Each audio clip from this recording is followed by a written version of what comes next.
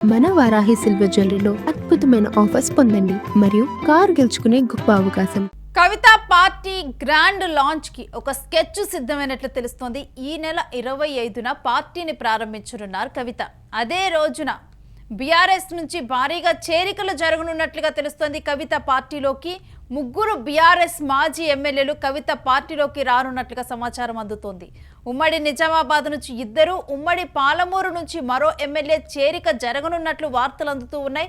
ఇప్పటికే కవితతో ముగ్గురు నేతలు చర్చలు జరిపినట్లుగా తెలుస్తోంది. పార్టీలో కీలక బాధ్యతలు అప్పగించేందుకే ఒక ఒప్పందం కుదిరినట్లుగానైతే ఇప్పుడు ప్రచారం జరుగుతోంది. ఇక కవితకు టచ్లో బీఆర్ఎస్, కాంగ్రెస్, బీజేపీ అసంతృప్తులు కవితకు టచ్లో ఉన్నట్లుగా కూడా తెలుస్తోంది.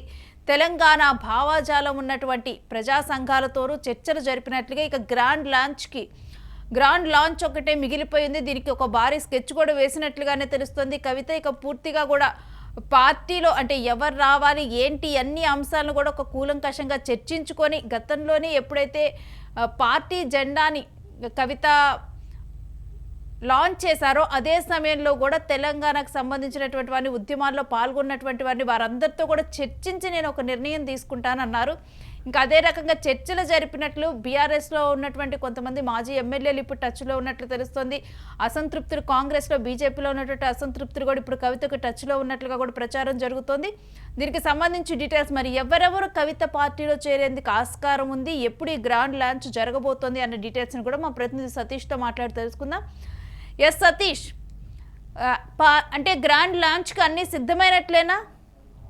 ఎస్, ముఖ్యంగా ఇప్పుడు ఏదైతే ఏప్రిల్ 25న మొత్తం జాగృతికి సంబంధించినటువంటి కార్యక్రమాలు, జాగృతి పార్టీకి సంబంధించినటువంటి ఎజెండా దాంతోపాటు మొత్తం తెలంగాణకు ఆమె మేనిఫెస్టో ఇవ్వనున్నారు. మేనిఫెస్టోతో పాటు అసలు ఆమె మొన్న ఏదైతే ఉగాది రోజు చేసినటువంటి కొన్ని వ్యాఖ్యలు కనుక మనం పరిగణలోకి తీసుకుంటే, నా సభ ఏప్రిల్ 25న party launch, party opening, Telangana Praja Jagruthi పేరు అని మరి తెలుస్తూ ఉంది.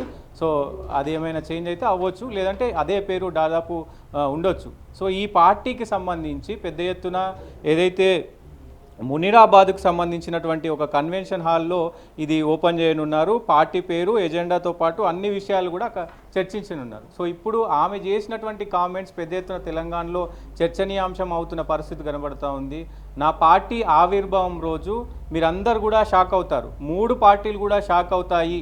బీజేపీ పార్టీ షాక్ అవుతుంది, కాంగ్రెస్ పార్టీ షాక్ అవుతుంది, బీఆర్ఎస్ ముఖ్యంగా అసలు బీఆర్ఎస్ ఊహించని రీతిలో కూడా షాక్ అవుతుంది అంటూ కూడా ఆమె చెప్పడం జరిగింది. సో పెద్ద ఎత్తున బీఆర్ఎస్లోనే చాలామంది కీలక నేతలు, మాజీ ఎమ్మెల్యేలు, అసంతృప్తులు, బీఆర్ఎస్లో ఎవరైతే అసంతృప్తులు ఉన్నారో వాళ్ళందరినీ కూడా మరి ఇటు జాగృతిలోకి తీసుకునే అవకాశం, ఆ రోజు కండువా కప్పే అవకాశం ఖచ్చితంగా కనబడుతూ ఉంది. ఇప్పటికే మొత్తం కూడా ఏదైతే మాజీ ఎమ్మెల్యేలు ఉన్నారో వాళ్ళకు సంబంధించి మాజీల అందరినీ కూడా ఇప్పటికే చర్చలు జరిపింది, వాళ్ళతో మాట్లాడింది.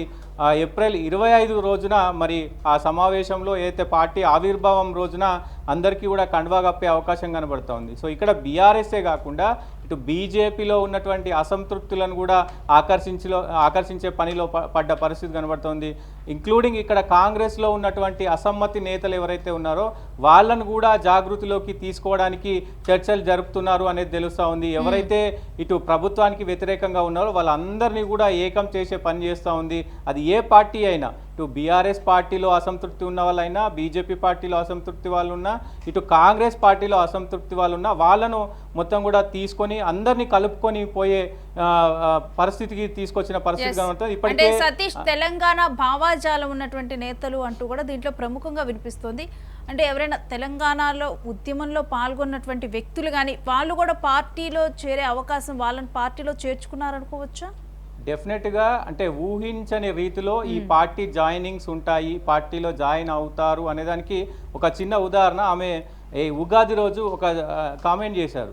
గతంలో నన్ను తీవ్రంగా విమర్శించిన వాళ్ళ స్వలాభమో లేకపోతే ఇంకోటో తెలిసి తెలియక మాట్లాడి ఉంటారు, కానీ నేను అందరినీ కలుపుకొని పోతాను, నన్ను తిట్టిన వాళ్ళను కూడా నేను పార్టీలో చేర్చుకుంటాను అనే ఒక కామెంట్ చేశారు. సో దీంతో ఒకటి అర్థం చేసుకోవచ్చు, ఎవరితో అయితే తెలంగాణ గురించి ఎవరు మాట్లాడతారో, తెలంగాణ హావభావాలు ఎవరికైతే ఉంటాయో వాళ్ళందరినీ కూడా కలుపుకొని పోతుంది. దాంతోపాటు ఇప్పుడు ఉన్నటువంటి సిచ్యువేషన్లో తెలంగాణలో కొంత ఇప్పుడు కాంగ్రెస్ ప్రభుత్వం వచ్చిన తర్వాత దాదాపు 25 నెలలు అవుతుంది. ఈ 25 నెలల్లో కూడా ఇంటలెక్చువల్ అంతా కూడా ప్రభుత్వం చేస్తున్నటువంటి అవకతవకల మీద మాట్లాడుతూ ఉన్నారు. సామాజికంగా అందరూ కూడా ఇంటలెక్చువల్స్తో మీటింగ్ చేస్తూ ఉంది. ఇప్పటికే కొంతమంది విశారదన్ మహారాజ్ కావచ్చు, తెలంగాణ విఠల్ కావచ్చు, జస్టిస్ ఈశ్వరయ్య కావచ్చు, వీళ్ళందరితో కూడా మాట్లాడుతూ ఉన్నది. ఎవరైతే తెలంగాణ కోసం, తెలంగాణ ఆకాంక్ష కోసం, తెలంగాణ ప్రజల కోసం కొట్లాడేటోళ్ళని అందరినీ కూడా ఏకతాటికి తెచ్చే ప్రయత్నం చేస్తూ ఉంది. ఆమె పార్టీలో చేసుకునే ప్రయత్నం చేస్తూ ఉంది. వీళ్ళందరూ కూడా అసమ్మతికి సంబంధించినటువంటి అందరూ కూడా ఆమె పార్టీలో జాయిన్ అవుతారు అనేది స్పష్టంగా కనబడతా ఉంది. చాలా కీలకంగా వ్యూహ రచన చేస్తూ ఉంది. గతంలో ఏదైతే బీఆర్ఎస్ పార్టీలో గతంలో 2002 నుంచి కూడా ఎవరైతే తెలంగాణ కోసం కష్టపడ్డారో, తెలంగాణ హావభావాలు ఉన్నాయో వాళ్ళందరినీ కూడా ఇప్పుడు మరి జాగృతిలో చేర్చుకుంటానంటూ కూడా ఆమె చెప్తున్న పరిస్థితులు కనబడతా ఉన్నాయి. తెలంగాణ వచ్చిన తర్వాత కాంగ్రెస్ ఇటు బీఆర్ఎస్కి సంబంధించినటువంటి వాళ్ళు దూరం పెట్టారు. అయితే ఏదైతే ఈ ఉద్యమకారులకు సంబంధించి పెద్ద ఎత్తున ఉద్యమకారులను ఎవరెవరు ఉన్నారు ఏంటి అనేది మొత్తం కూడా వాళ్ళ లీస్ట్ అవుట్ తీస్తూ ఉంది. వాళ్ళు ఎట్లా పనిచేశారు ఏంటి అవన్నీ కూడా తీసి పార్టీలో జాయిన్ చేసుకోవడంతో పాటు సలహాదారులు ఇట్లాంటి పోస్టులు కూడా ఇచ్చే అవకాశం ఖచ్చితంగా కనబడుతుంది. చాలా పకడ్బందీగా చాలా వాళ్ళందరి పేర్లు కూడా ఇప్పుడు దాదాపు ఖరారు అయిపోయాయి అనుకోవాలా? ఎస్, డెఫినెట్గా ఇంకా టైం ఉంది కాబట్టి ఇప్పటికే ఇంకా చర్చలు జరుపుతూ ఉన్నారు. అసలు ఎవరెవరు టచ్లో ఉన్నారు అనేది చూస్తే చాలా షాకింగ్ గురి చేస్తూ ఉంది. చాలా ఖచ్చితమైనటువంటి మొత్తం కూడా చర్చలు, చాలా ఖచ్చితంగా ఆ పార్టీలో జాయిన్ అవుతారు అనేది అసంతృప్తులు అందరూ కూడా కవిత పార్టీలో జాయిన్ అవుతారు అనేది స్పష్టంగా కనబడుతుంది. సతీష్ బయటికి డెఫినెట్గా అంటే పేర్లు ఇప్పటికీ ఆమె మరి ఎక్కడ కూడా కొంతమంది పేర్లు చెప్పనప్పటికీ కూడా ఉమ్మడి జిల్లాల నుంచి ఏదైతే అటు పాలమూరు కావచ్చు, ఇటు నిజామాబాద్ ఆమెకు సంబంధించినటువంటి నిజామాబాద్ కావచ్చు, ఇటు సిద్దిపేట నుంచి కూడా కావచ్చు, అందరూ అంటే ఉమ్మడి 10 జిల్లాల నుంచి కూడా కీలక నేతలు, మాజీలు, సో పార్టీ కోసం పనిచేస్తున్న వాళ్ళు, అలాగే అక్కడ గ్రౌండ్ లెవెల్లో ఎవరికైతే కొంత క్యాడర్ ఉండి పార్టీలు పక్కకు పెడుతున్నాయో వాళ్ళను పార్టీలో చేర్పించుకోవడంలో కీలకంగా వ్యూహ రచన చేస్తూ ఉన్నారు. సో అందరితోటి కూడా కలుపుకొని పోయే ప్రయత్నం చేస్తూ ఉన్నారు. ఇక్కడ తెలంగాణ కోసం ఎవరైతే మాట్లాడుతున్నారో తెలంగాణ భావజాలం అంటే తెలంగాణ సామాజికంగా తెలంగాణ వచ్చింది, భౌగోళికంగా తెలంగాణ వచ్చింది కానీ సామాజికంగా రాలేదు. ఏదైతే నీళ్లు నిధులు ఈ మొత్తం కూడా మరి ఎటుపోయాయి అంటూ కూడా ఆమె మళ్ళొకసారి ఈ తెలంగాణ వాదాన్ని ముందు పెట్టి మళ్ళీ రాజకీయం చేస్తున్న పరిస్థితి కనబడతా ఉంది. ఎందుకంటే తెలంగాణ కోసం కొట్లాడేటోళ్ళు నిరంతరం ఆ భావజాలం ఉంటుంది కాబట్టి వాళ్ళందరినీ ఒక్కతాటి మీదకి చేసే ప్రయత్నం చేస్తూ ఉంది. చూడాలి మరి ఆమె చేస్తున్నటువంటి ఈ వ్యూహ రచన. ఎందుకంటే పార్టీ లాంచ్ అనేది ఎన్ని రోజుల్లో ఉందని అనుకోవచ్చు?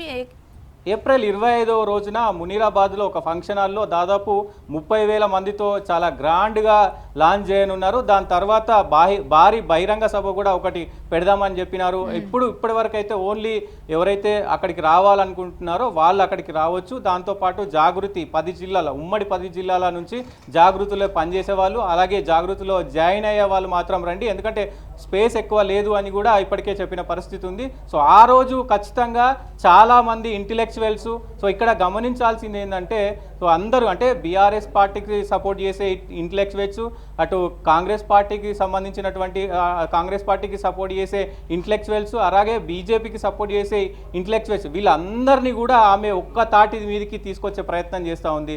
తెలంగాణ నినాదం ఎత్తుకుంది. తెలంగాణ కోసం, తెలంగాణ ప్రజల కోసం ఎవరైతే కొట్లాడతారో వాళ్ళని ఖచ్చితంగా నా పార్టీలోకి తీసుకుంటానంటూ కూడా ఆమె ఇప్పటికే బాహాటంగా చెప్పిన పరిస్థితి ఉంది. అందుకే గత ఏదైతే బీఆర్ఎస్ నుంచి బయటకు వచ్చినప్పటి నుంచి కూడా జనం బాటలో కార్యక్రమాలు చేసింది, ప్రతి విలేజ్కి వెళ్ళిన పరిస్థితి ఉంది. అసలు గ్రౌండ్లో రియాలిటీ ఏముంది, గ్రౌండ్లో ప్రజలకు ఎలాంటి సమస్యలు ఉన్నాయి, వీటన్ని సమస్యలపైన నేను పోరాడతానంటూ కూడా ఆమె ఇటు ప్రశ్నిస్తుంది.